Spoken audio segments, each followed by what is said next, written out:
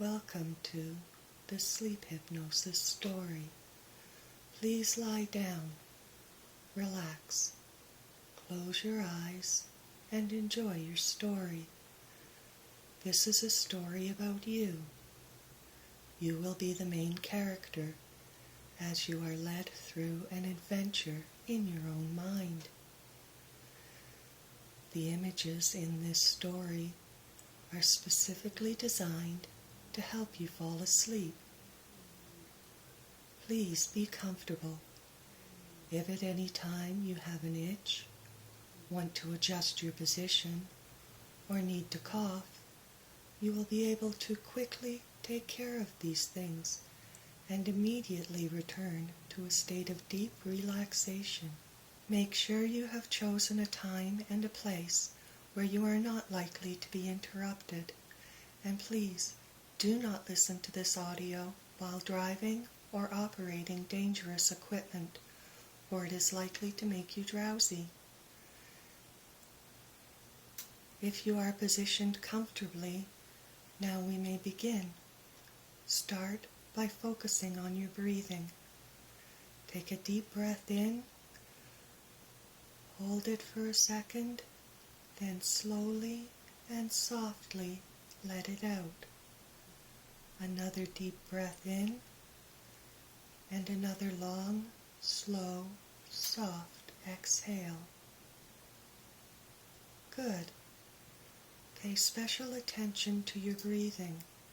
Breathe deeply and evenly, slowly and softly. Clear your mind of all upsetting or distracting thoughts and quietly relax into your breathing. Just let it breathe, let it go. As you focus on your breathing, you may notice how your breathing is slowing down. Feel your breath as it enters and leaves your body. Feel it enter your nose, travel up through your sinuses. Feel it causing your chest to rise and fall. Now move down to your stomach and feel your stomach muscles relax and gently move up and down as you inhale and exhale. Feel your breath travel all the way down to the bottom of your abdomen. As you observe your breath moving through the core of your being, imagine it cleaning away all tension and trapped energy till inside you feel clean, clear, perfect, and still. You are beginning to feel wonderfully calm, peaceful energy move into your spirit. This is a very pleasant feeling. As your mind floats free in the soft darkness, you feel a sense of lightness, easy and blissful, restful, relaxing. Focus on your lower body from your belly button down to your feet. Your feet and legs feel very relaxed and very, very heavy. They feel so heavy, you can feel them sinking into the bed. Feel the force of gravity pulling your lower body down, pressing it into your soft, comfortable bed. It feels so heavy, you don't even want to try to move. You are content to just let your lower body lie there, soft, loose, limp, and relaxed. Your behind has relaxed and is sinking into the bed. Your lower abdomen is relaxed and is gently rising and falling with the rhythm of your soft, slow breathing. Your attention moves up to your upper body as you let go of all tension. Let it sink, fall softly and gently into your bed. Your back muscles open up and relax. They release their trapped energy into your covers or your mattress. Your chest rises and falls softly and slowly. Your shoulders unknot and fall limp. Your upper arms, your lower arms, and your hands feel soft, loose, and limp as they rest there, and you feel too tired to move them. Your neck muscles relax, and these feelings of pleasant relaxation move up over your scalp to your forehead, where the little muscles behind your eyebrows and your forehead release their tension. The muscles around your eyes and eyelids relax, also the muscles in your cheeks. Your jaw unclenches and your lips relax as your mouth falls slightly open. Your body sleeps peaceful and still while your mind is alert and can still hear my voice. If at any time your thoughts begin to wander, this is your cue to gently lead your focus back to my voice. As you lie there, peaceful and still, breathing deeply and softly, your mind clean, clear, alert, and at rest. You may notice you are beginning to feel very drowsy, like you want to go to sleep. If you are feeling very tired, you can follow this feeling and sink deeper and deeper into sleep. You can feel the ultimately relaxed, slightly tingling feeling you get just before you go to sleep, and enjoy this feeling as you sink deeper and deeper into it and slip out of consciousness. My voice will follow you into sleep and guide you along through interesting dreams where everything looks very bright and very real. Or you may choose to have your body sink deeper and deeper into sleep while part of your mind stays awake to listen to your story. As you listen to your story, you may notice how your mind can make pictures. If I tell you to imagine a pink flower, you see a pink flower. I don't know what kind of flower it is. I don't know the shape or the size of this flower. I don't know exactly what shade of pink it is, but you do. It is up to you to fill in as many of the details as you would like, just as you would like them. If I ask you to see this image as very bright, detailed, and close up, you may notice how interesting and enjoyable your flower becomes. You can be very good at this. Take a nice, deep, slow breath in. Softly and slowly let it out. Relax your body one stage further and allow your mind to sink deeper and deeper into sleep. As you are drifting off to sleep, see these letters appear before you in your mind's eye. They can be any color or any font that you would like. I only ask that you see them as fairly large and close to you. S, L, E, E, P, empty space, N, O, W. See them as two complete words with a space between them. Sleep now. See these two words getting closer and closer to you until you move through the empty space between them and you see nothing. Imagine the words "sleep now" have fallen behind you and are tumbling into the dark depths of unconsciousness. Imagine these words have a magnetic hold on your mind and are pulling you backwards down into sleep with them. As you slide down deeper and deeper backwards into sleep, you enjoy this feeling. You feel completely safe and secure as you enjoy the ride deeper and deeper into sleep, floating backwards, softly down. Down deeper and deeper into the beautiful still darkness. As you are now, you can allow your mind to drift and wander in the stillness as you listen to your story. The first thing you become aware of is the feeling of a hard wooden chair against your back and your behind.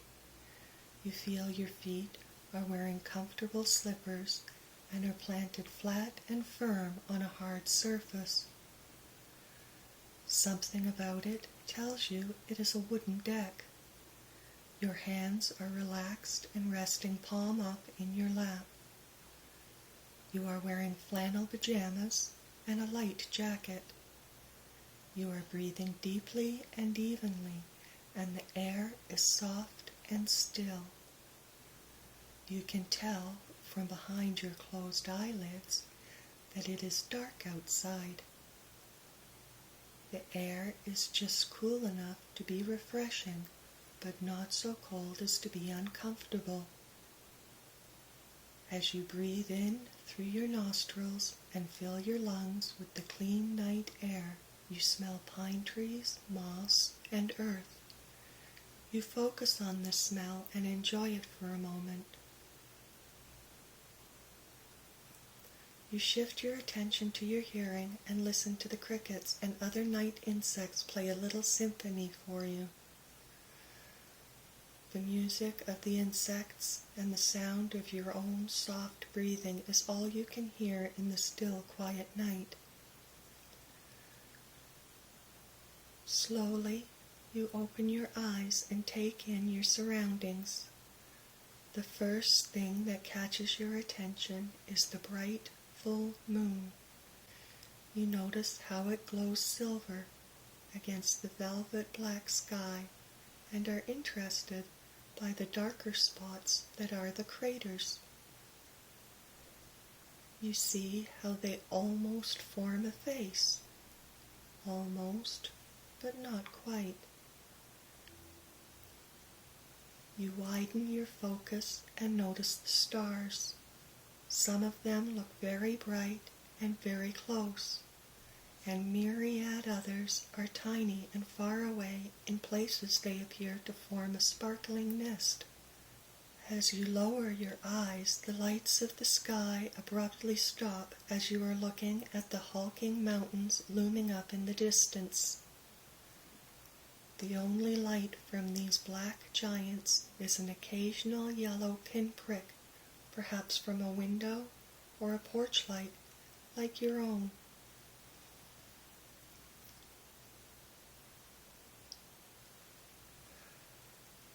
One of the pinpricks is moving halfway up a mountain and is probably a car or a truck. You look further down into the valley and see the highway many, many yards from your cabin. This little 2-lane highway isn't very busy, but every few seconds or minute or so, you can watch a car or a truck go by, either down towards the village or up towards the deserted Northland. The busy people going back and forth in their vehicles seem very far away from you as you sit there enjoying the night air, so very much at peace with all that is around you. One of the sets of lights turns off the highway onto the little dirt road that curves off to the left at the bottom of your steeply sloping front yard. You listen to the tires crunch on the gravel as the pickup truck passes below you and winds up into the forest. You hear the sound fade away, and again it is just you and the crickets enjoying the calm, quiet, still night air. Your body feels a little tired and achy, but it is a good tired. This is the type of tired you feel after a happy and productive day where lots of good things got done. You close your eyes and listen to the soft whisper of your own breathing, and you realize you have become very drowsy and are nodding off to sleep. You decide it is time for bed, but when you open your eyes, you see something very unusual. About 2 feet in front of your face is a spot that is darker than the air around it, about the size of a basketball. You can see through it down to the highway where one lone car drones by towards the village. You have never seen anything quite like it before.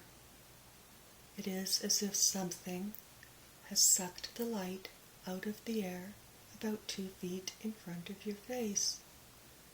You close your eyes, thinking you must be just very tired. When you open them, the spot is still there. You open and close your eyes several times, and the dark area is still there. If anything, it has gotten a little darker. You reach out to touch it and expect your hands to just pass through empty space, and are very surprised to feel it is quite solid. As you run your hands over the surface of it, it feels hard, smooth, and cold, like a bowling ball. You try to pull it towards yourself, but it stays firmly in place. You pull harder, but it won't budge, not even an inch. You try to push it away from you, but again it will not move. You rest your hands in your lap again, and just sit there for a few minutes, not sure of what to do. You feel a presence, almost like a consciousness, coming from this thing. You feel as if it is intelligent and it is watching you. You also feel it is friendly. You could say it feels more than friendly, it feels loving. You don't know how you know this, you can just feel it. You stand up and the spot follows you, staying the same distance from your face. You are feeling very tired and decide you would rather go to bed than investigate this any further. This spot keeps its position as you walk across your deck to your front door. Your door is open, but your screen door, framed in wood and painted red, is closed. You take a hold of the small golden handle and try to open the door, but this thing is in the way, so you cannot open it. You move this way and that, but the thing stays in front of the door, so you cannot enter your cabin. You stand for a moment and stare into the center of this dark spot, and in the center you see a tiny blue spark. This spark grows until the entire ball is glowing with a beautiful sparkling blue light. You look closer into it and see comets and galaxies and shooting stars. You reach out to touch it, and your hands feel a glass ball that starts to grow as you rub your hands over the surface that feels slick, smooth, and somewhat wet and oily. It is about the size of a beach ball now and feels as if it has no weight. Your hands are beginning to tingle, and you are enjoying this light, tingling feeling. This tingling feeling is moving up your arms. Now it spreads up into your head and down throughout the rest of your body. The orb is as big around as a hula hoop now, and you can see very clearly into it. It is populated with a multitude of galaxies, some large and close up, others very small and far away. You can see some are moving, swirling softly and slowly, and spraying sparkling debris from their black hole centers in great plumes of cosmic matter. You notice yourself thinking time and space doesn't matter here, and you want to go there. You feel the deck beneath your feet melt away as the sphere grows, so does the rest of your world. This universe has grown so large now it feels more like a flat sheet of glass or a force field than a ball as you continue to rub your hands over the smooth surface. Your hands leave trails of translucent rainbows on the barrier that soon fade away as you move your hands in random patterns like a dance that is in sync with the energy flowing before you. You hear sounds, high-pitched and sweet, almost like birds or the music from a flute, but not really like anything you have ever heard before. You remind yourself to breathe and again resume breathing deeply and evenly and choose one galaxy on the other side to focus on. You clear your mind of all thoughts and your entire consciousness becomes just that galaxy. You feel yourself moving towards it, past your hands and past the barrier. As you are moving towards this galaxy, you notice you no longer have a body, and turn back to see where you have come from. Far off, you can see yourself standing there, frozen with your hands on the glass wall. You float up and look down behind your body into the valley and see a car on the highway. It isn't moving. Everything back in your world is frozen and still, so you figure it can wait for a little while you explore your galaxy. So you turn your attention back and will yourself towards it. As you watch your galaxy, you can make it any colors that you would like, and you can add clouds of swirling gases. As you create your ideal galaxy, you can make the whole thing light up very brightly and be dazzled by it as it gets closer and softly and slowly travel over its surface. You can see energy in it like lightning or colored plasma storms, or you can make it just still and peaceful and white. This is your galaxy, and you can imagine it any way you would like. You move into your galaxy, twist, turn, and tumble through it, enjoying what is going on around you. One star catches your attention. It is not the biggest star or the smallest, but there is something about it you like, so you move towards it. As you get closer, you see there are planets orbiting around it. You can make them any size or color you would like. There are several of them, and you choose the third one from the sun because it is blue, white, brown, and green, and you think it would be interesting to see an Earth-like planet where there is life. You enter the atmosphere without any difficulties and softly and slowly descend through the clouds. First, you move through the high wispy clouds, watching the huge billowing cumulus clouds below. You pass amongst these and choose a spot below that is very green. As you get closer, you see a small lake nestled in a valley amongst lush forested hills. You move towards it. You call the lake Black Lake in your mind because the water appears to be black. You begin to see the lake as a mist rising from it, and you realize this is more like a tar pit than a lake. You settle in on the mossy shore, and you notice you can smell. This lake doesn't smell like a tar pit. It smells very pleasant. It can smell like fruit or flowers or soap. It smells like your favorite fragrance. You reach out because you are curious about how this substance would feel. You don't see your arm or hand. You see a tendril of mist descend into the black, separating it and stirring it around.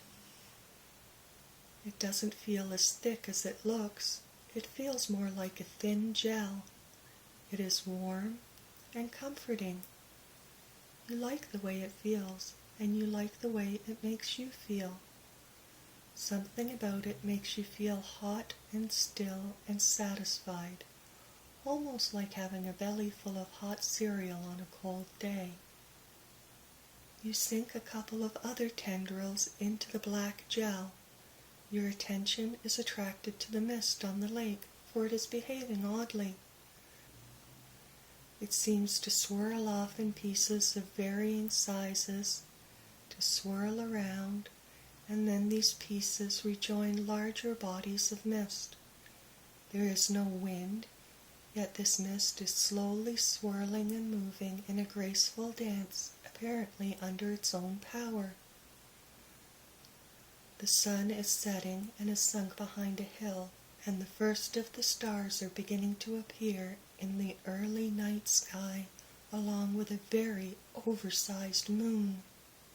The mist has taken on a luminescence of its own, and is still very visible in the fading light. On the surface of the lake, something new and wonderful is beginning to appear.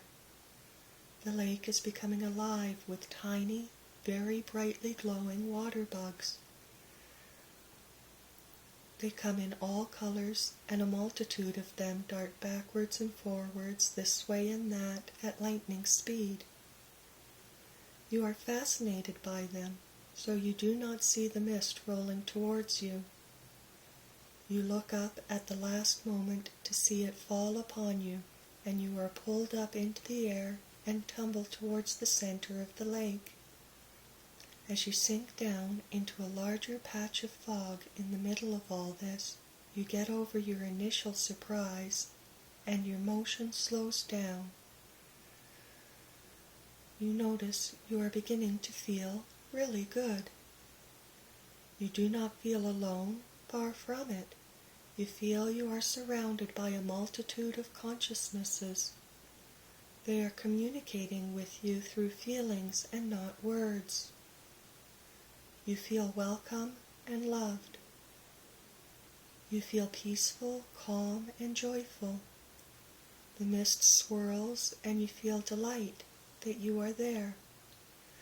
A symphony of emotions flow through you, ranging from the rich and deep to the high and light. Some seem slow-moving, whereas others are like quick flashes of excitement. All these emotions begin to stir up images in your mind. You begin to remember all the good things that have ever happened to you in your life with great feeling. You remember your happiest times, your triumphs, and your most tender loving moments. You remember times you felt capable and competent and you really liked yourself. You remembered fun summer nights from your childhood and times when you had a really good laugh. Then you remember nothing, as everything becomes very still. You can see and feel yourself as part of a layer of mist, softly glowing, lying evenly about 4 feet deep over the surface of the lake. The water sparks below you have slowed down and are meandering aimlessly. You feel the mist, yourself and others, sinking slowly into the warm mud. You feel completely safe and secure as you watch the water bugs pass by your field of vision, and you sink into completely warm and comfortable darkness. You can feel the others around you possessed by a perfect, loving, calm stillness. Your entire being feels encased in this warm and loving consciousness. Then, bit by bit, you feel them wink out as they fall asleep, and soon you are the only one awake. You enjoy this solitary silence for a time until fatigue begins to set in and you want to go to sleep.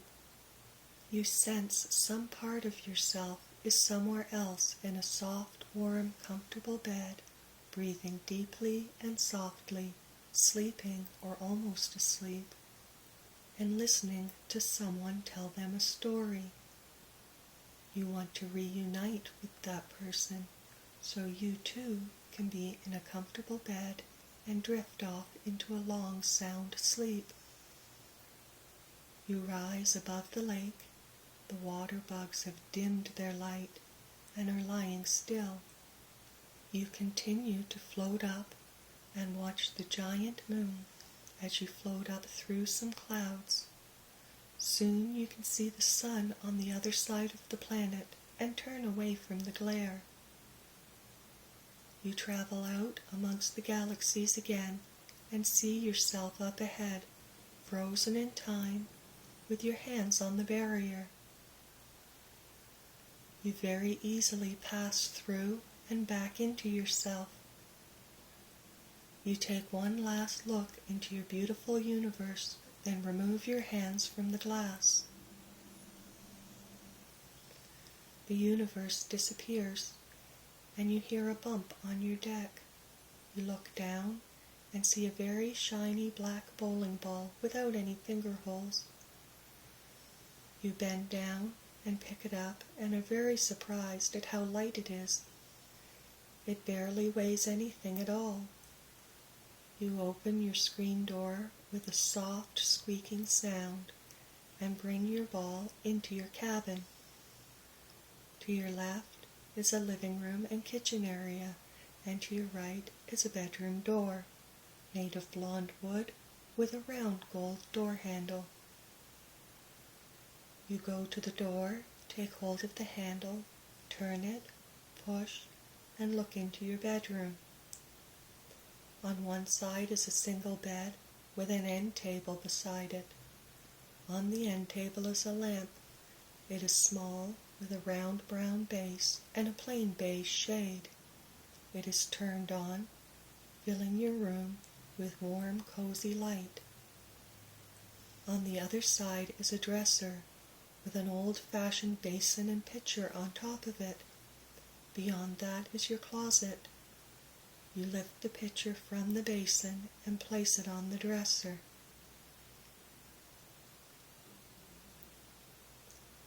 You carefully place your black shiny ball in the basin. Now you leave your bedroom to close your front door.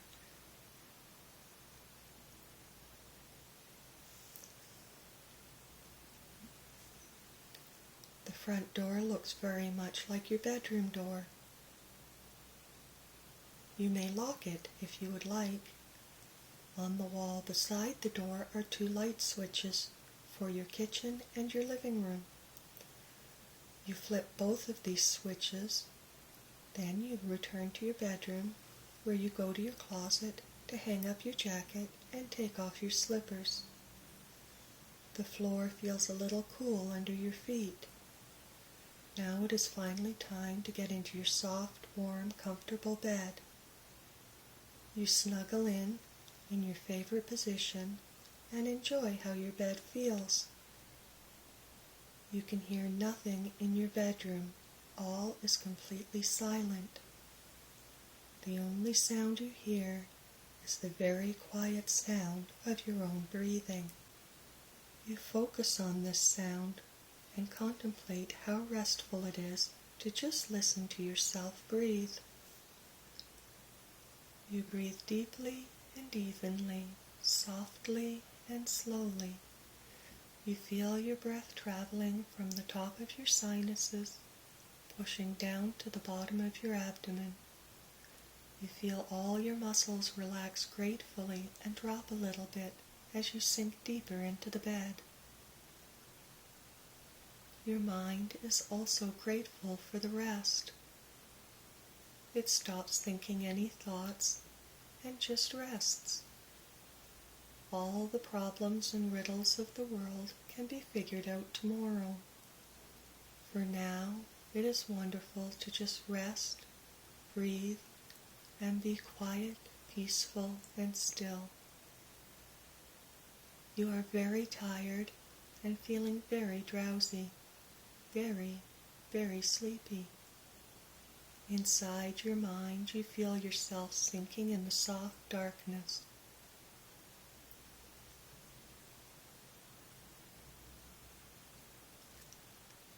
An occasional word or words may come up, or an image or a picture, but you ignore these and follow this lightly tingling, deep, heavy, relaxed feeling deeper and deeper into sleep. You are sitting on the front deck of your cabin in the mountains. You're sitting on your usual wooden chair, alone. You are enjoying the view. The sun is setting, turning the sky to fire over the mountains. In the distance, down in the valley, the cars and trucks are going back and forth on the little 2-lane highway. The air is warm and dry. There is a slight breeze stirring the pine trees around the edges of your yard, and some small birds, brightly colored, interesting birds, fly out of the trees to squabble over something in the grass. You are waiting for the sun to go down. In your bedroom, on the dresser, is a black glass ball about the size of a bowling ball. Last night, this ball showed you some magic that took you on an amazing adventure across the universe. You are hoping tonight you can go on another adventure. You have already brought the ball out in the daylight, but nothing special happened. The ball remained quite ordinary in the sunlight.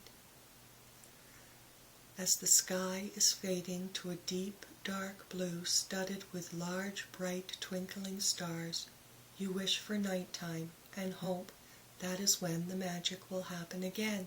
To the left and the right of the small dirt road that leads from your cabin to the highway are cow pastures inhabited by tawny yellow cows and their calves. As the last of the light fades, you see them on both sides. They are choosing a corner to gather together in and bed down for the night. The pasture to the right is larger and contains an anomaly. Right in the center of it is a large, steep hill that doesn't look natural in its surroundings. It is about 10 stories high, cone-shaped, and flat on the very top. The grass on and around this hill is much longer than the grass on the pasture around it. The cows will not graze within 50 feet of it. It is dark now, and not much can be seen outside of the soft yellow glow of your porch light besides the headlights on the highway going back and forth. You go into your cabin and into your bedroom, and there it is, just where you have left it, sitting on the old-fashioned ceramic basin. Beside the pitcher is your black glass ball. You carefully lift it out, noticing how it doesn't really weigh anything at all. You bring it out to your front deck and begin to run your hands over its smooth, almost oily feeling surface. You are expecting it to glow again, but it doesn't. Just like in the daytime, nothing is really happening to it.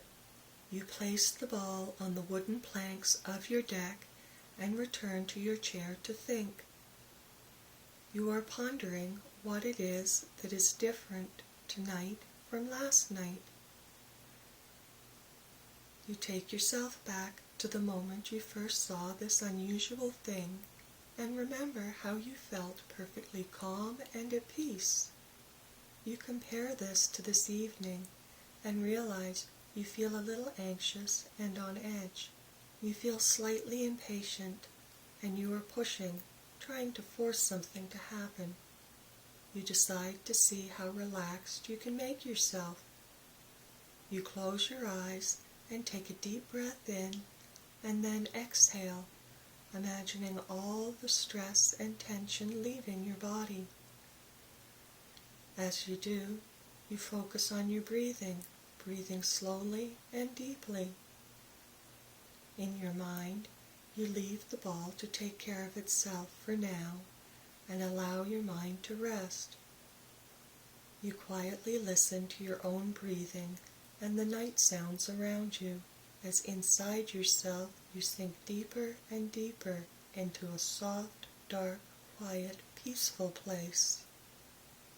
You do this for a short time, just at the moment when you feel the most blissfully and peacefully still. You slowly open your eyes and see the ball glowing with a soft blue light. You reach for it, but as you do, it floats away from you and across your front yard. You follow it as it floats down your driveway and along the dirt road. It is glowing very brightly now and traveling too fast for you to keep up. You watch it as you walk along the dirt road, and it floats up to the top of the strange hill in the pasture. It begins to glow brightly, brightly enough to light up all the scenery around it. You climb over the old wooden split rail fence and walk across the stubbly chewed down grass.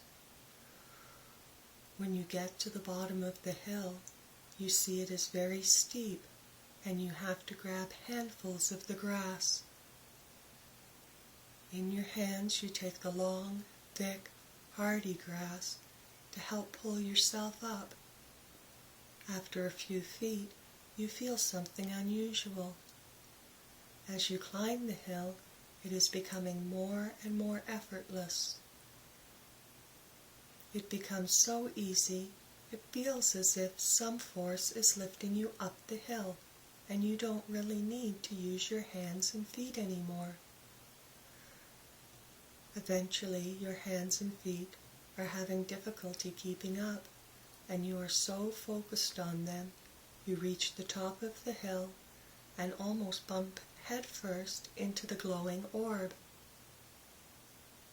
At the last moment, you pull yourself back and sit on your behind in the long, dry grass, shielding your eyes from the glare.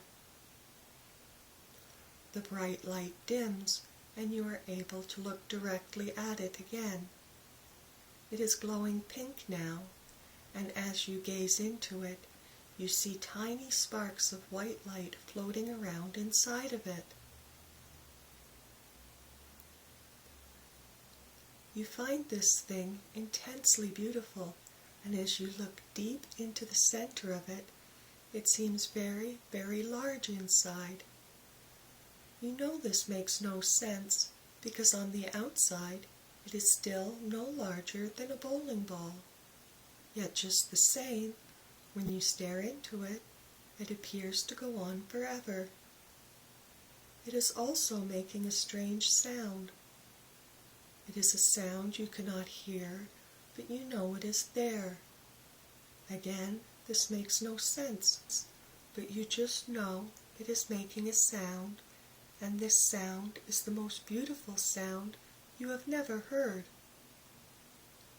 The ball sinks down to rest softly in front of you in the long grass a couple of feet in front of you. You move the grass aside and place your hand on the smooth, oily surface of it and begin rubbing it softly and slowly in circles.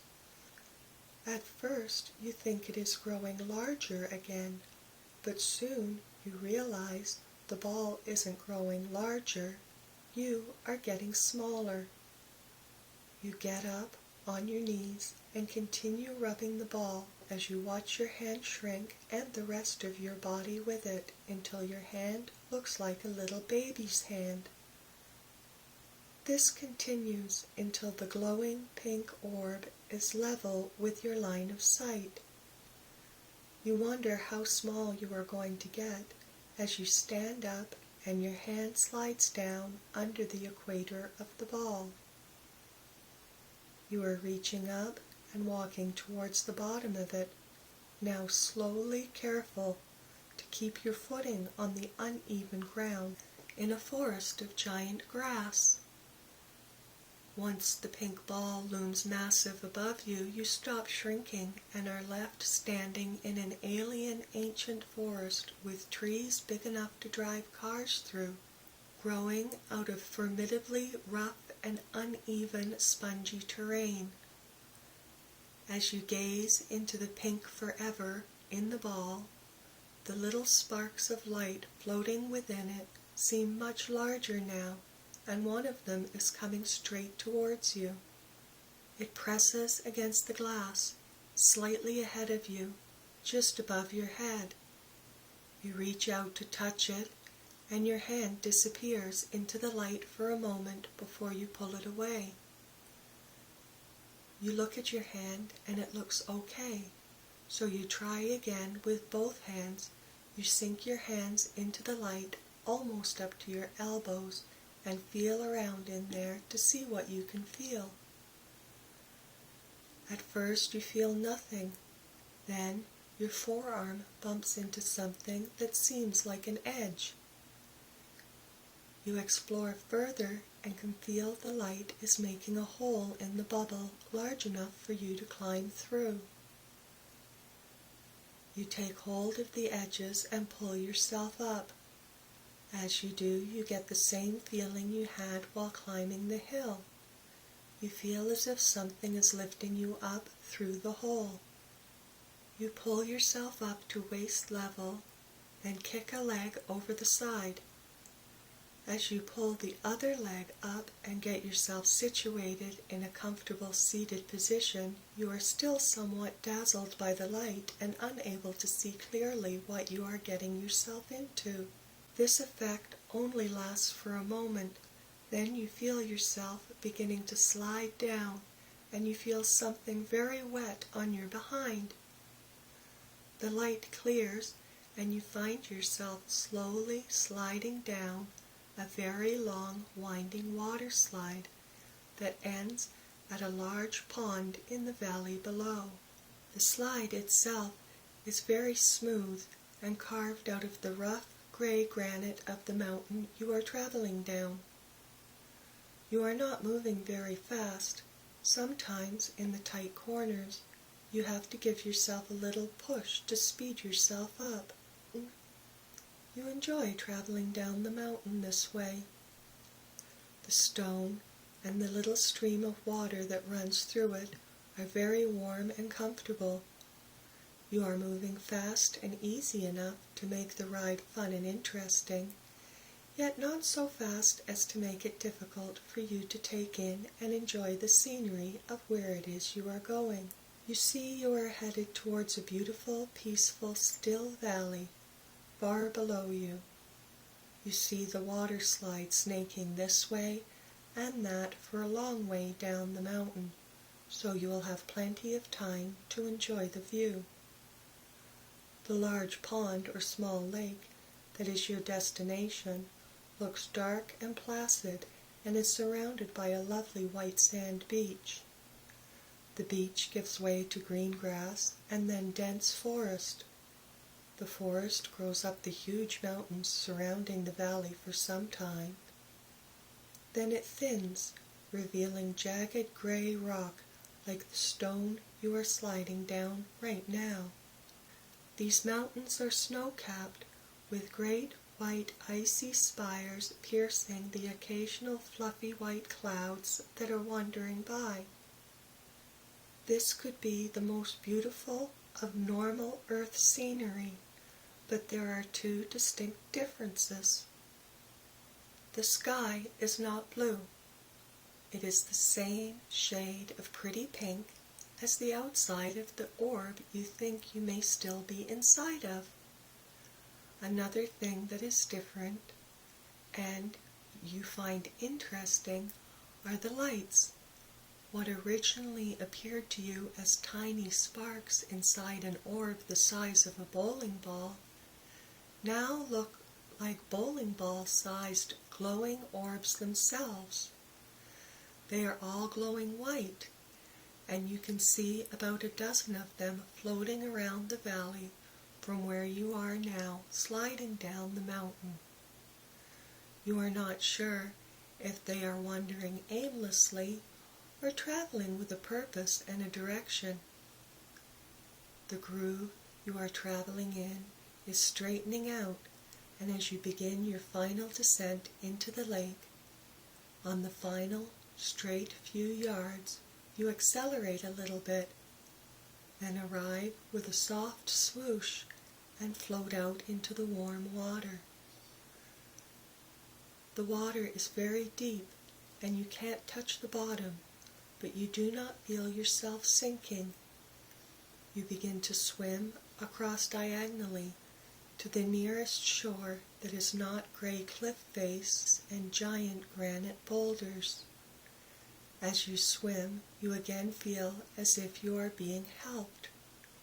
You are floating lightly and easily, and each stroke takes you farther across the lake faster than it normally would, with very little effort. Soon your feet are able to find the soft sandy bottom, and you come out of the water soaking wet and grateful for the warm wind you know will dry you quickly. You have not seen any signs of human life here so far, so if you would like, you may remove some or all of your clothing, and you may hang it up to dry on a nearby bush. Or you can leave all of your clothing on if you would prefer. Either way, when you sit on the grass at the edge of the beach, you notice the warm wind feels wonderful and is doing its job of drying you and your clothes very well. As you search the sky for a sun, you find it is strange you don't see one.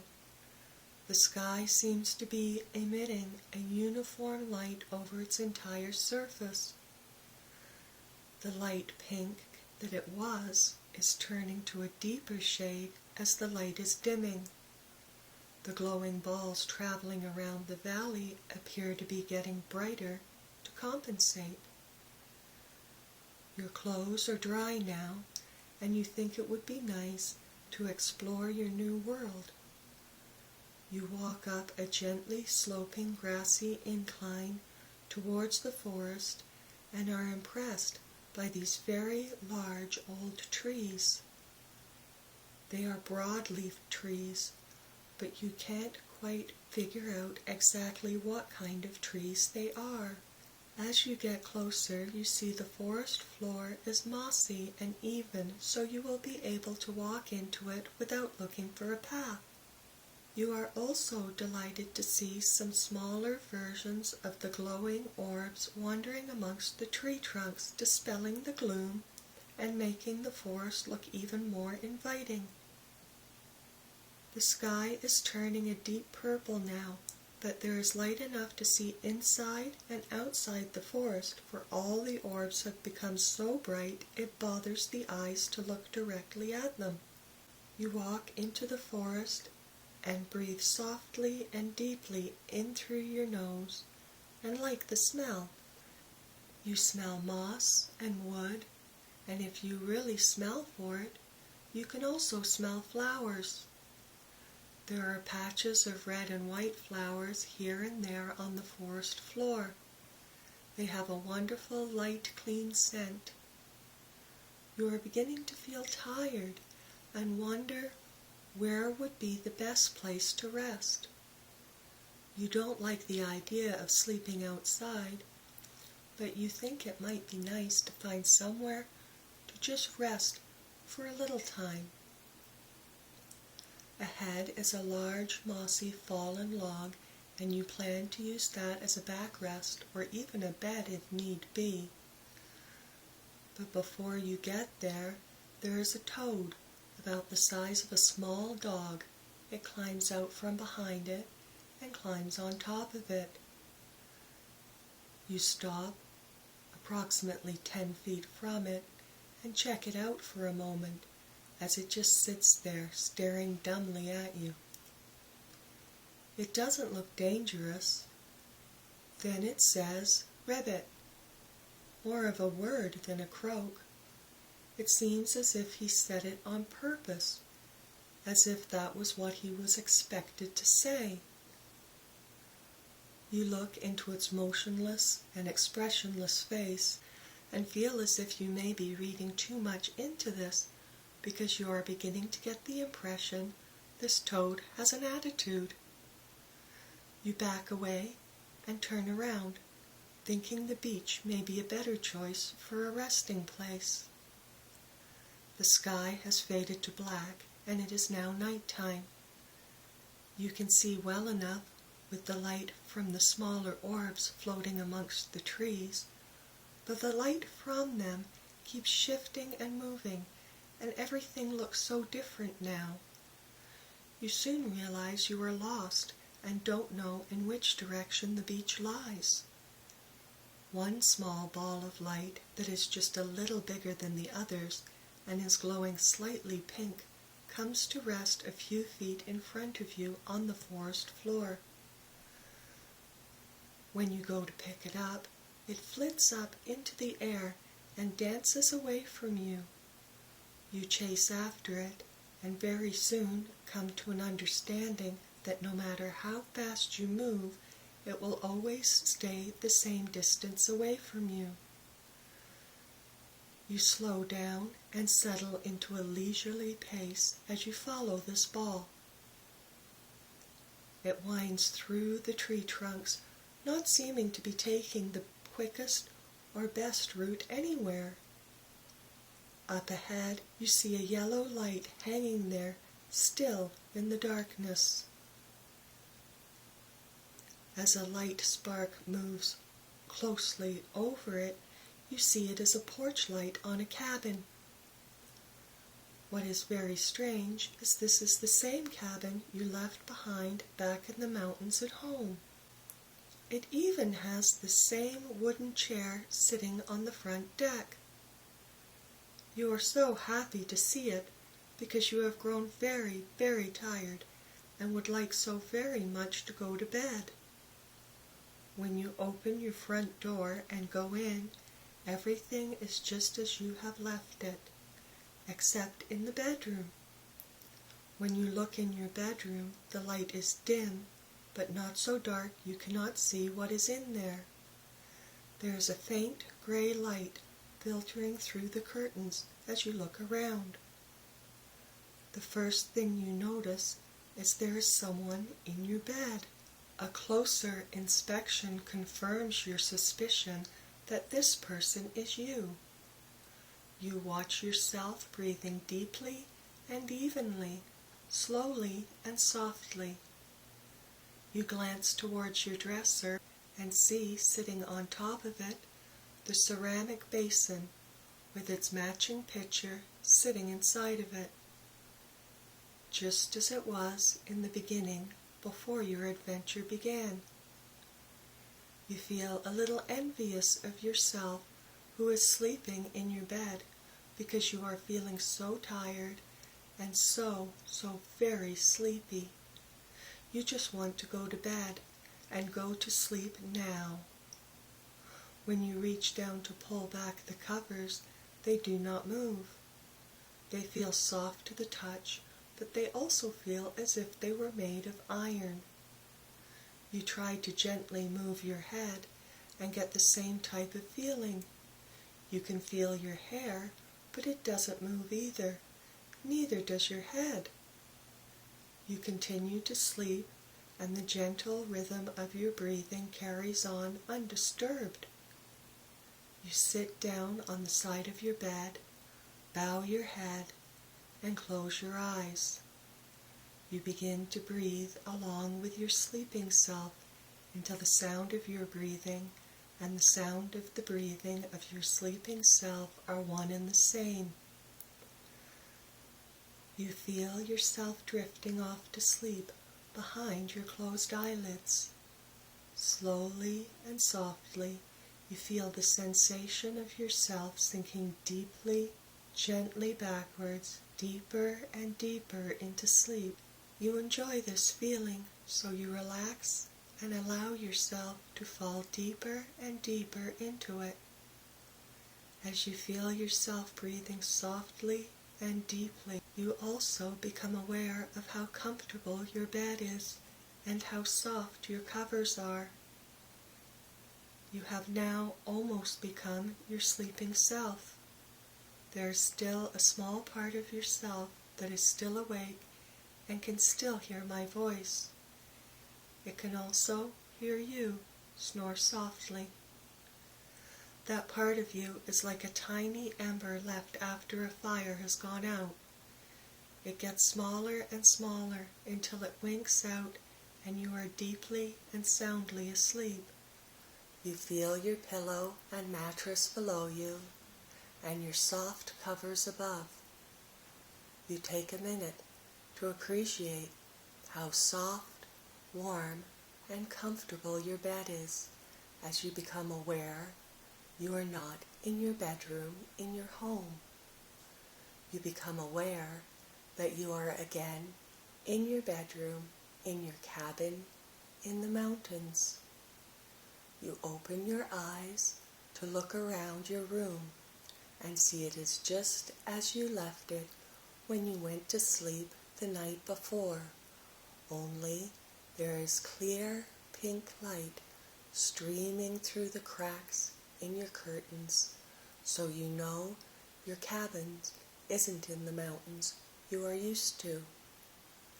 Somehow, your cabin has been placed in a very different world. As you sit up, you remember some details from the night before. You remember being lost in a very strange forest and finding your cabin there. You feel rested and refreshed and want to go out and explore your new surroundings in the daylight. You walk out to your little wooden front deck and take in the view. You look up and the sky is still a very diffuse light pink without a sun and a few wispy clouds tinted deep fuchsia. Your cabin is in an old forest with very large old trees with broad leaves letting in some dappled light from the glowing sky above. This light dances in the soft breeze, making patterns on the mossy forest floor. Here and there you see patches of the red and white flowers that perfume the air with their exquisite fragrance. You breathe in deeply and enjoy the clean, clear morning air. As you breathe the warm air in deeply through your nose and enjoy the smell along with the scent of moss, dirt, and fresh leaves. Now it is light, you can see your cabin has been placed near the beach. Through the large, old, gnarled tree trunks, you can easily make out the placid lake nestled amongst the mammoth, ice-topped mountains. A few feet in front of you and off to the side, you notice a white, glowing ball about the size of a bowling ball, hovering about the height of your shoulders. You reach towards it, but it retreats, staying just out of reach, so you leave it be and allow it to glow softly white there, and decide to go to the lake. As you begin your little walk along the mossy forest floor, the orb accompanies you, and for some reason you feel it is friendly. You see some other smaller spheres softly glowing and floating amongst the trees. At the beach, the white sand is soft and warm beneath your feet, and you would like to go for a swim in the clean, clear, perfectly still water. You see several orbs, like the one accompanying you, floating around the spacious basin of this beautiful valley. You sit in the sand and enjoy this peaceful morning and the view of the majestic scenery around you. You see the water slide winding down the mountain and remember how much fun the trip down it was yesterday. On the placid, still lake are several pairs of white swans that were not there previously. You watch them glide gracefully across the still water. One swan leaves its mate and begins swimming towards you. A few feet from shore, it stops and stares at you. It cocks its small head to one side and then the other, scrutinizing you with its intelligent, beady little black eyes. You hear something breathing behind you and turn your head to see the large, dog-sized toad you met the night before in the dark forest. He is about 3 or 4 feet behind you, and he is staring at you blankly. He croaks ribbit in that same attitude that seems almost as if he were scripted to say this, and thinks it is a stupid thing to say. You begin to feel a little uneasy, as if you are attracting a crowd, even if it is only a crowd of 2. The toad half hops, half crawls up beside you, and makes himself comfortable watching the swan. From the forest, a small flock of about a dozen butterflies emerges and flutters around the swan for a moment, and then hovers above the water a few feet in front of you. They are in varying pastel shades, all different colors, with shiny metallic rounded wings. One of them, with pale green wings, flies up close to your face, and you see it has a black, shiny body of human shape. It is close enough for you to be able to make out its small, black, shiny face with bright green eyes peering back at you. While all these creatures are staring at you, as beautiful as they are all, except maybe the toad, you are not sure what it is they expect you to do. The one swan that is out on the lake and no longer with its partner is swimming back and forth far out into the lake and is staring at you too. It then looks away, puts its head down, begins to pick up speed, starts flapping its wings, causing great splashes in the water. Soon it takes off from the froth it has created, and as it does, its swan body begins to elongate, and as it clears the surface of the water and becomes airborne, you see it has transformed into a human shape, wearing a white robe still dripping with water. It is a she with white blonde hair and pale skin. She has blonde curly ringlets falling about her shoulders. She has kept her swan wings and is using them to fly around the valley above the lake.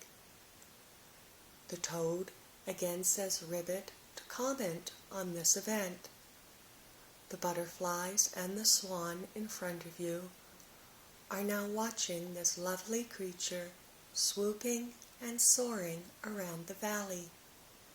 She banks around towards you, loses some altitude, and flies right in front of you, only a few feet above the sand.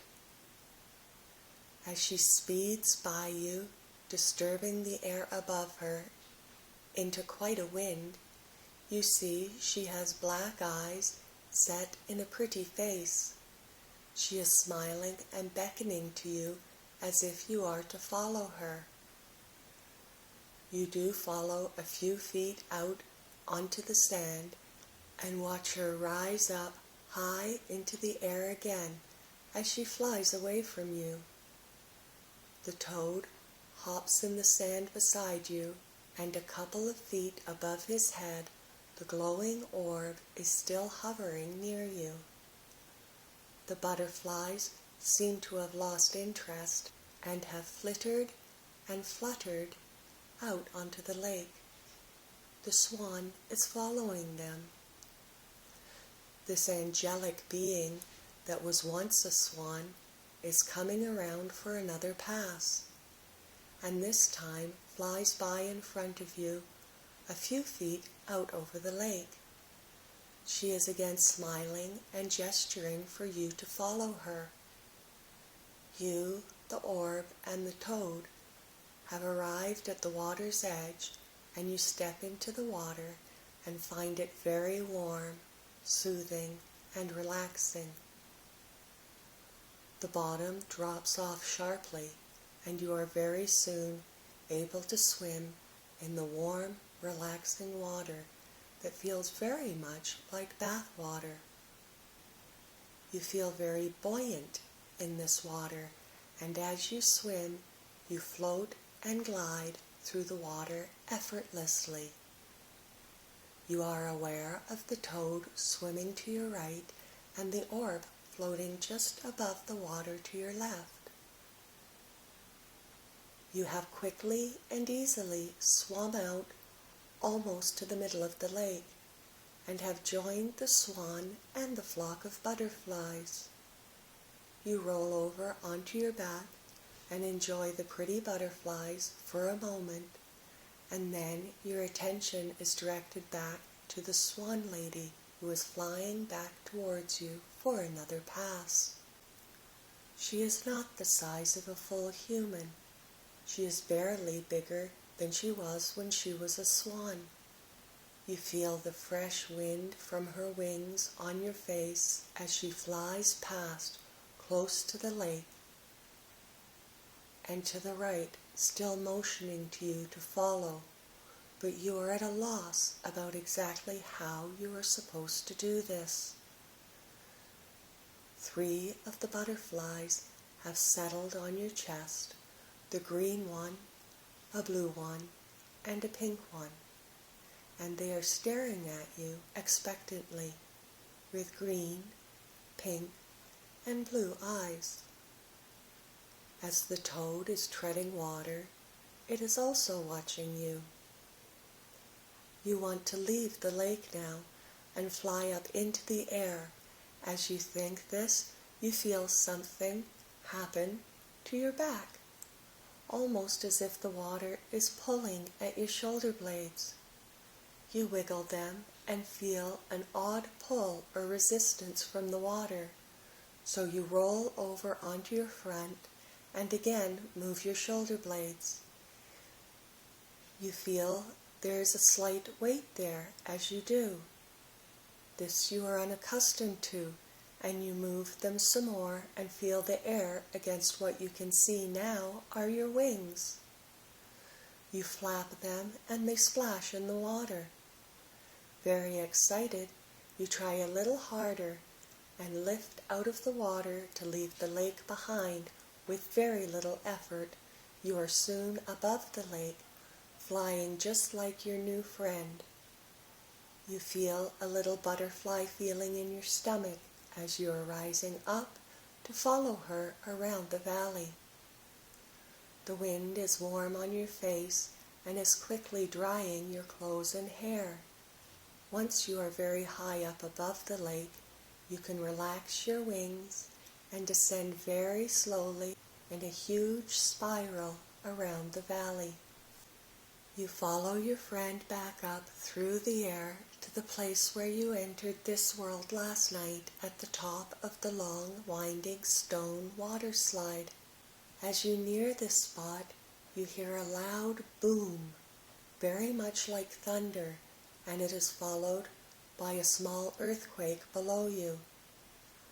You and your friend falter and fall for a moment, before you can get the air up under your wings again and resume your flight towards the top of the water slide. There is another loud boom, followed by another earthquake. Your friend turns around above the top of the water slide, and as she does, points towards the spot where you entered before heading down to the lake. The water appears to be rushing out of nowhere at the top of this small mountain, but there is a small rocky ledge beside it where you can land. The pink sky looks somehow close here, and as you peer up into it, you can see something hazy and very large moving just up above you. This thing is so huge, it takes a moment to figure out what it is. It is moving out there, very faint beyond the pink glow that is the sky. It is a cat, and it is moving its paw to strike the side of your world again.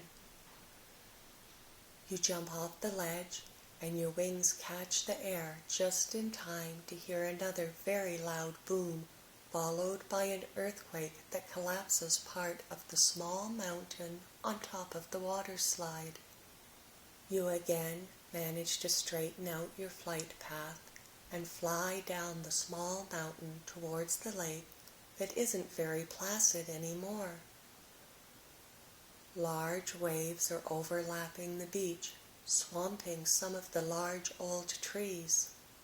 Some of them are falling over into the lake. The swans have taken to the air, yet only your friend ahead of you is in human form. She is flying quickly across the lake towards the mountains on the other side, and you are following her. She is much faster than you, and you are having a hard time keeping up as you see her reach the tall mountains and curve around behind one of them. You hear several rumbles like thunder, but manage to fly straight as you two curve around this giant mountain outlined by a small stream far below. You cannot see your friend, so you follow the path to the stream and look around the sky for her. Your shoulders are beginning to ache with fatigue, and you lose altitude, and soon are flying slowly with great effort over the small stream in the woods. Up ahead, you see a wooden dock with a rowboat tied to it, and you manage to land a little clumsy on the dock. You untie the rowboat and hop aboard and are grateful to rest as the stream is moving fast enough to take you in the direction you would like to go. You hear another faint boom. It rocks your rowboat a little bit and rustles the trees, but this is nothing as violent as you experienced on the other side of your world. Up ahead, you see your friend standing on the edge of the stream. Her wings are gone, and she has grown somewhat. She is almost the size of a small human. Your little boat seems to know just where to drift over to at the shore, and you get off of it onto the mossy bank. You notice your wings are gone, and you are left with just a little achy feeling where they used to be. She looks up at you and simply says, "Follow me," in a sweet, high-pitched voice. You do follow her into the woods, softly patting the mossy forest floor uphill, till you see she is standing at the mouth of a cave. There is another boom that shakes the earth, and you see some rocks fall inside the cave. You don't want to go in there. She smiles and says, "Don't worry. Nothing ever happens in here." Then she enters the cave herself, so you trust her and follow. You enter the dark cave and walk blindly for a little while, waiting for your eyes to adjust to the gloom. You can just make out that you are in a tunnel going into the mountain.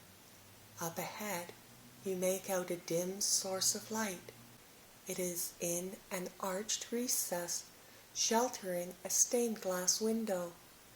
Light is filtering in through the rich colors. I don't know if this window is a picture of something, but you do. Soon you see several of these windows placed at intervals along the walls. You feel your feet are now walking on plush, thick, red carpet, and you look up at the ornately decorated arched ceiling above you. You look ahead to see your friend has reached the end of the hallway and is standing on a landing leaning against the intricately carved white ivory railing. As you approach her, you ask her name, and she tells you it is Carmody, and again you follow her. You are on a landing circling a huge domed chamber about 5 stories tall. You are on the 4th floor. The dome itself is made of ruby glass to match the carpet.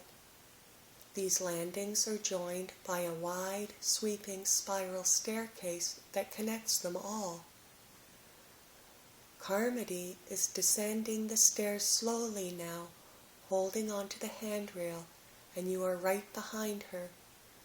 You watch the ringlets on her curly blonde head bob with each step. Then you peek over the railing to look at the floor below.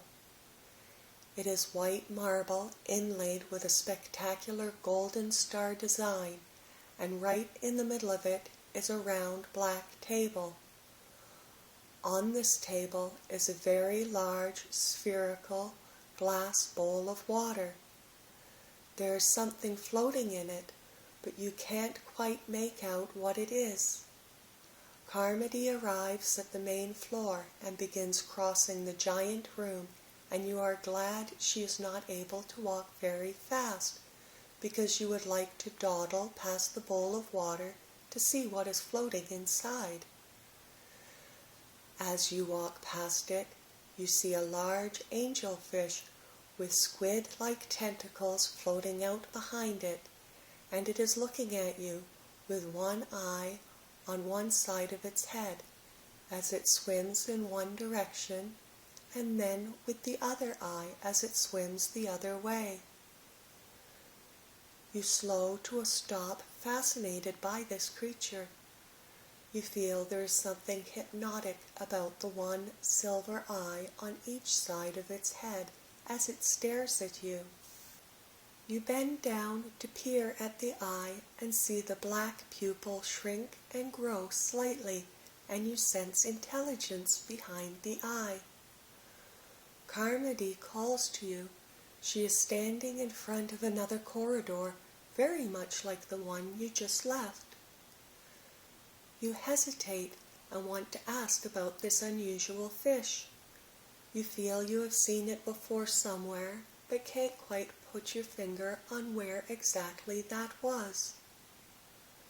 Carmody is out of sight now, so you decide to catch up instead of worrying about the strange pet. This corridor is indeed very much like the last one, with stained glass windows allowing the light to shine through, and with pictures or designs on them that is pleasing to you. You find it odd there are no doors to any rooms in these hallways, just stone walls and interesting windows. At the end of this corridor is another staircase going straight down, and you catch up with Carmody to follow her down to the end of the staircase, where there are 2 very large oak doors with golden rings hung in the center of each one. She has to reach up to chest height to take hold of one of these large golden rings, and she does, without too much strain, manage to pull the door open for you. You step back and wonder if you should enter, because what you are seeing through the door is obviously a dungeon. The little curly-haired girl peeks around the door and tells you it's okay, they won't make you sleep down here, so you enter while she uses another big gold ring on the inside to pull the door shut. The first cell you look in through heavy iron bars. It contains a black, shiny cow with a gold ring in its nose. At the back of the cell is a large rectangular window, and through this you can see blue sky and fluffy white clouds. You follow Carmody down the center corridor, looking in the cells, and each one contains farm animals. Some have 2 sheep, others 3 goats, one has a horse. All have the same windows showing a pleasant sunny day. The animals all look content, clean, and well cared for. They are all quiet and look at you with detached interest. You notice the smell. This does not smell like a barn. On the contrary, it smells deliciously fresh and clean. Another thing that is unusual is the floor. You are walking on thick, plush, clean, red carpet, and these animals have the same thing on the floors of their enclosures. You wonder how they can keep the place so clean, but do not have time to ask, as Carmody is now at the end of the corridor and is turning into another hallway. This hallway is narrow, square, with a low ceiling. There are doors on either side with numbers on them that appear to not go in any sequence. The floor is sloping downwards and is covered with the same red carpet. She stops in front of one of the doors and fishes around in a pocket in the side of her robe and pulls out a key. The key looks like an old hotel room key. It is brass and ordinary, with a beige plastic diamond-shaped keychain. The number stenciled boldly on the back is 1111, 1111. She uses it to open the door and motions for you to enter. You do, and she follows you in. You are in a large, richly decorated room. The beautiful fine furnishings and the size of the room are a surprise after entering through such an ordinary door with such an ordinary key. Allow yourself to fill this room with anything you would like that would make you comfortable, because Carmody has lied to you, and this is where you will be sleeping tonight. This room is a bedroom, but there is an empty space where the bed is supposed to be. Along the far wall are curtains, and Carmody opens them to reveal a spacious white marble veranda. On this veranda is your bed. It is a very large 4-poster bed made of finely polished mahogany in any style you would like. It can be modern, colonial, baroque. It is really up to you. On this bed is a mattress made of down, 4 feet thick. This mattress is so high, there is a little staircase beside the bed, so you can climb up and hop in. At the head of this bed is a huge pile of white pillows. It is nighttime on the veranda. You walk outside through high French glass doors and look up to see a perfectly clear, starry night with a crescent moon.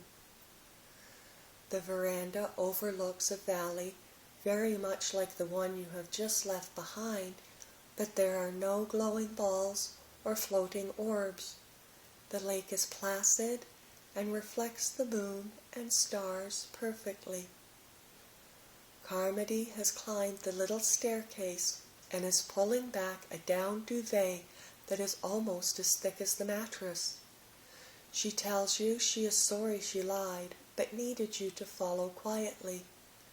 She says you will have to rest here for a time, and tomorrow she can show you the way home. She had the bed moved outside for you because it is such a nice night out. Your back is still a little achy, and you are beginning to feel very tired and would like to go to sleep. You climb up the 3 stairs to your bed and throw yourself on the feather mattress. You sink deeply into it, and it feels wonderfully soft. Carmody crawls across and covers you with the thick, airy blanket, and you can't believe how comfortable you are. She then climbs down the steps and tells you to sleep now. You will need your rest. Then she leaves you alone in the still, quiet night. The air is just cool enough to be fresh, and the bed is warm as it cradles you. You look up, glad for your familiar moon and stars. A metallic green butterfly flutters into view and lands on your comforter in front of you. It has very bright green eyes, but its body and face are that of a butterfly. It sits there staring at you and slowly waving its beautiful bright green wings. You are glad it is there to keep you company, and you close your eyes and begin to drift off to sleep. Below the veranda is a forest that leads to the lake, and you enjoy the sounds of the night insects singing amongst the leaves. Amongst the chirps, trills, and whistles, you very plainly hear something or someone say ribbit, sounding just a little bored and annoyed. You roll over, snuggle in, sensing and appreciating how relaxed you are, and wondering if you could relax even a little bit more. You feel so in touch with yourself that you can actually feel your whole body relax even more, relaxing and letting go of all the tension that is there. Your body is drifting in almost sleep as you sink a little deeper into this most comfortable bed. Slowly, you open your eyes in the story. It is almost completely dark in this room, but that's okay. You know you are in your familiar little room in your cabin in the mountains. There is a window in this room. The curtains are open, allowing a faint shaft of moonlight to enter and keep you from being so in the dark you don't know where you are. You can just make out the dark shapes of the furniture in your room. The window is open, but the curtains are still. Usually this window allows a cool breeze to circulate the air in your room, but not tonight. Tonight the air is still and heavy. It is much warmer than usual for this time of year. It feels stuffy and confined in your room, and you would prefer to be outside.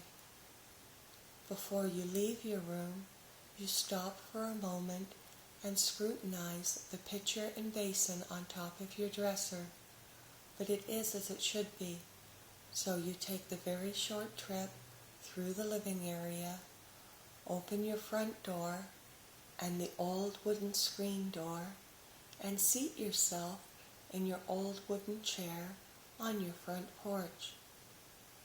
The scenery looks the same, a pine tree bordered yard sloping down to the dirt road where the lights on the highway go back and forth, and beyond that is the dark hulking shapes of the jagged mountains. Above the mountains is the night sky. This sky can be any way you would like it to be. There can be a full moon, or a crescent moon, or no moon at all. You can make it clear or cloudy.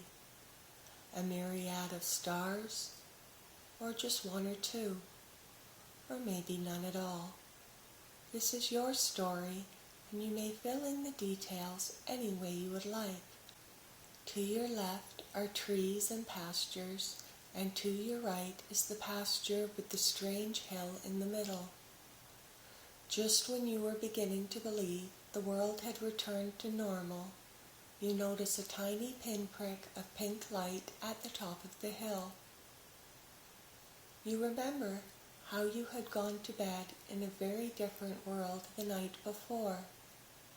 Images come flooding back of a castle and a swan that turned into a friend. You remember a pink sky and a very long stone waterfall. All within a ball of light you had to shrink and become very small to enter. You had fallen asleep in this world, and now you have woken up in this one. How strange. The pink light is starting to glow a little brighter now. It is quite far away, and it is very small, but as it brightens, the light becomes almost piercing. As bright as it is, it still doesn't seem to be lighting up the scenery around it. Just a little, very bright point of light, almost too bright to look at. Now, as you watch this little pinprick of light, it appears to be moving.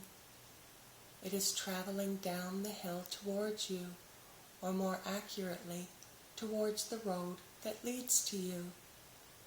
So bright, yet so dark around it.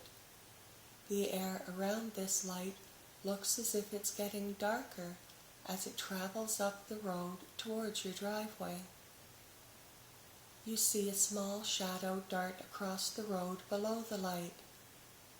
Given its size and speed, you judge it to be a cat. This is nothing unusual. There are many stray cats in the area. These barn cats rarely stray into your yard, for they are shy of humans. This bright little light is now curving up your driveway, and as it does, you see the cat running very fast from the tall grass beside the road, up your driveway, across your yard, and under your porch. You catch a glimpse of it just before it disappears under your porch, and it looks a little familiar. This cat can look any way you would like it to. You may be seeing it again from time to time, so make sure you see this cat in a way that is pleasing to you. If you don't like cats, you can imagine it as mangy, dirty, and appearing to have a bad disposition. Any way you would like this cat to be will do just fine. You expect the light will soon cross your yard and come to you, but it doesn't. Instead, it keeps going past the end of your driveway, and you lose sight of it as it floats into your backyard. You go back into your cabin and walk through the living area to a window that overlooks your backyard. It's very dark out there. You can't see anything. The only thing you can see is a faint reflection of yourself in the glass. Now look into your own barely discernible eyes and see a tiny speck of pink light in each one. You blink, move your head from side to side, then close your eyes because you are having a hard time focusing. When you open them, the specks are gone from your eyes, but you do see the little pink light hovering at the back of your backyard, just where the lawn ends and the forest begins. Again, you become aware of the heat and stuffiness in your cabin. You feel well rested, fully awake, and ready to take another midnight stroll to who knows where.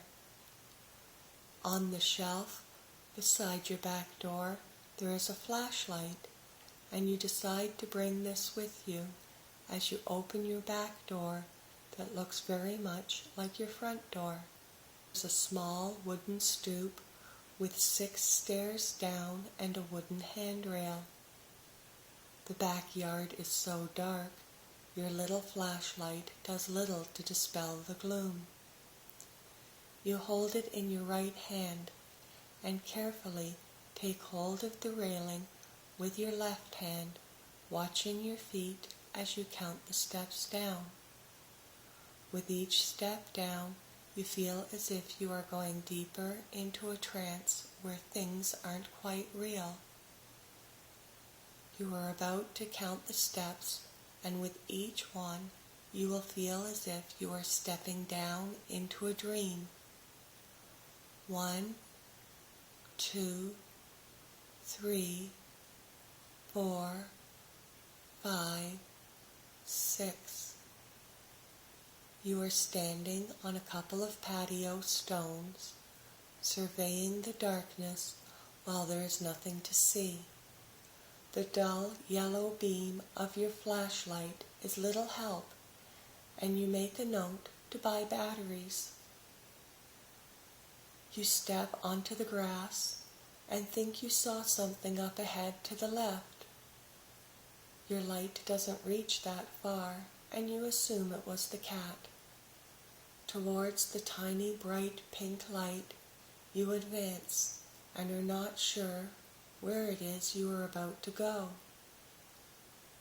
There are no paths or trails leading up the mountain behind your cabin.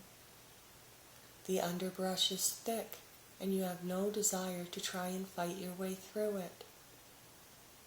The light is about eye level and moves a few feet back into the trees as you draw near. You stop at the brush line.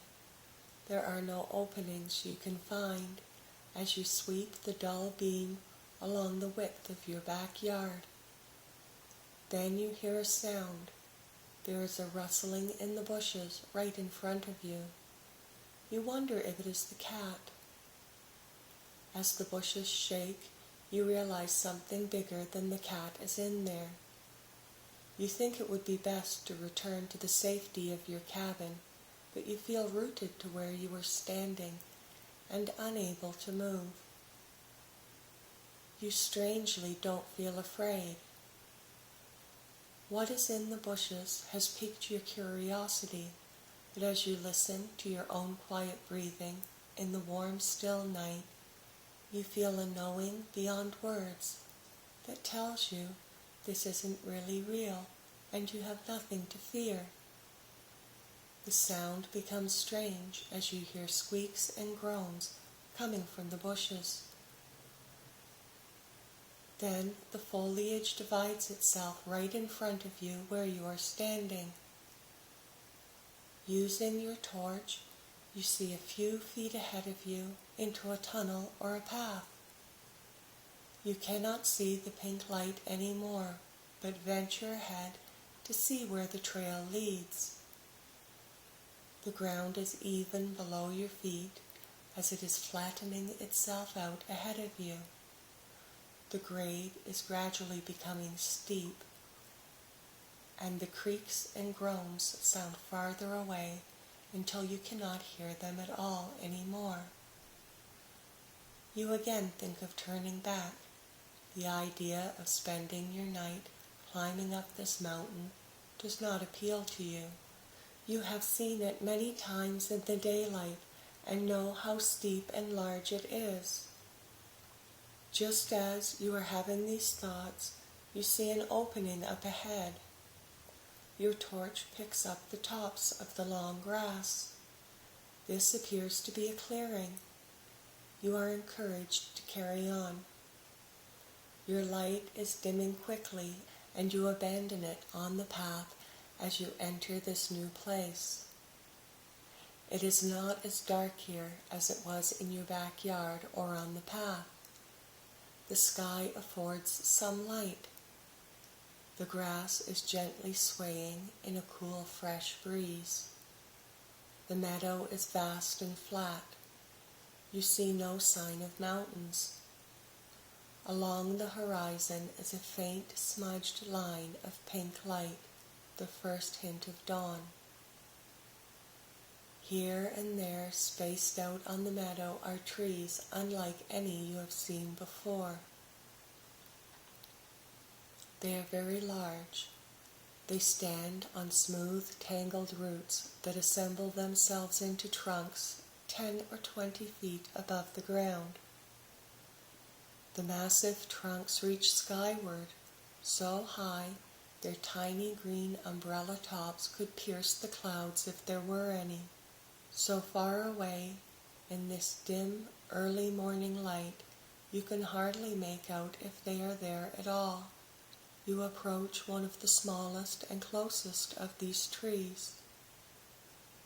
The gnarled, rooty bottom could fill your bedroom 4 times over, and you look inside the confusing cage of smoothly curving, intertwined roots. You survey the maze of empty spaces amongst them, and you see your friend, the cat, curled up on the bare dirt floor. The wood is smooth, as if without bark, and carefully sanded, and a pleasing silver beige color. You feel a root about 2 feet in diameter, and like how solid it feels. You leave this tree to explore the meadow as the cloudless sky fades to blue.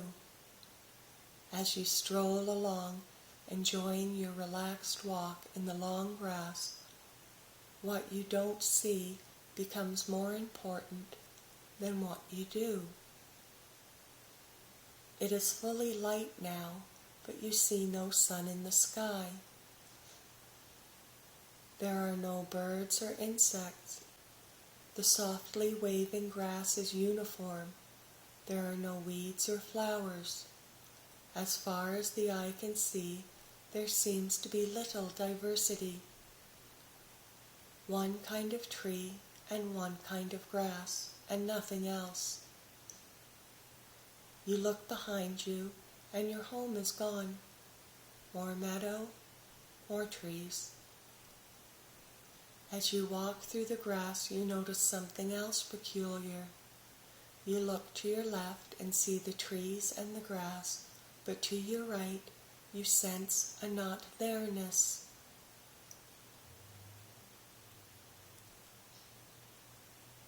When you look to your right, you don't see light or dark. You don't see trees or grass. You don't see anything at all. If asked, you wouldn't be able to describe it. You could simply say there is a nothingness, a not-there-ness. Perhaps there is something there, but you are unable to perceive it. You don't feel entirely comfortable with the not-there-ness, so you focus on what is happening to your left. This is odd, but at least there is something there to be odd. You look towards the horizon on your left, and very far away, at the horizon, you see things are beginning to disappear. This is a different not-there-ness. It has a sky behind it. The trees disappear, but there is air and sky to replace them. You don't want to turn to the right. You feel this option is not open to you. You don't feel you can go where there isn't. So you walk straight ahead, keeping an eye on your left, where the disappearing trees are getting closer. Just ahead and slightly to your left is a very, very large tree. The tangled roots would easily engulf a large house. You walk towards this tree. When you are just a few yards from it, you see the ground that is the meadow and the trees with it melting down and flowing like colored soft clay down into somewhere deep and far below. The tree ahead and slightly to your left beckons you. For some reason you seem to want to give it a name. This tree seems special. It seems like a tree of life. You don't know why, but in your mind you name it the banyan tree. You hurry towards the banyan tree and can see, as you seek shelter there, the bottom of the vortex hundreds of feet down. Inside the tree you find a root small enough to embrace and hang on, waiting for the inevitable. You squeeze your eyes shut and nothing happens. When you open them, the outside seems very bright, too bright to make out what is going on out there, but under the banyan tree it is cool and dim, still and quiet. You venture deeper inside, admiring the natural high arched ceilings. The dirt floor is smooth and hard-packed. Natural rooms, halls, and alcoves. As you go deeper, light shards find their way in here and there from the outside, lighting your way. You are relieved to be able to look to the left and to the right and see something there. You come upon a small alcove, and there is someone sitting in the middle of it. This person is sitting cross-legged on the floor, spotlighted by a ray of light coming from somewhere above. You cannot tell if this person is male or female. This could be a handsome woman or a very pretty man. You also have a hard time placing this person's race. The skin is smooth and light brown. The hair is black and curly. The features give no definitive sign. This person is smiling just a little bit, and you also can't tell if this person is happy or sad. The age is difficult. This could be a very old-looking young person or a very young-looking old person. You find the eyes the most interesting feature, so bright and alive, yet still and calm. This person is holding its right fist out to you, palm up, as if to give you something. You move closer and bend down to see. The hand is open, and in it is a tiny speck of very bright pink light. You carefully hold out your hand, palm up, to receive this gift. When the speck falls into your palm, it feels like nothing at all. What is it, you ask? A grain of truth, the person answers, still not revealing what sex it is. I don't understand, you say. You will, the person reassures you. Keep that with you, and there will be nothing you do not understand. You are still puzzled and move on deeper into the banyan tree. In a curved hallway up against a root, you see a softly glowing pink orb about the size of a basketball. Your friend the cat is there staring into it. Every few seconds it quickly strikes the ball with its paw, making a hollow sound. It sees you coming and scurries down the hall and disappears into the mesh of roots. Your right hand has been tightly closed, holding on to the speck of light. You open it and see it has turned into a small marble, no bigger than a pearl. It has gained some weight and is not so bright. It is glowing softly now, like the pink orb on the floor. You see tiny white lights floating in it and sit on the floor to gaze into its larger twin. Small white balls of light are floating around in there too. The larger ball begins to roll down the hallway, and you follow it till it turns the corner into a small room. This room is very dim, and the floor is made of soft sand. The soft pink orb has settled into the sand and is still. You lie down on the soft, surprisingly warm sand and look up for a moment at the twisted root ceiling, dark and dimly lit in places. You make yourself comfortable and place your little ball that has now grown to the size of a golf ball beside the larger ball. You close your eyes and just listen to the silence in this peaceful place.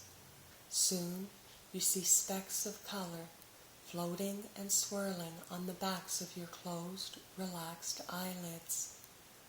These specks and swirls begin to form shapes and images as you breathe deeply and softly, serene and at peace. You feel yourself sinking deeper and deeper into sleep, and don't mind one bit. Right now, you haven't a care in the world, and don't feel like thinking about interesting things anymore.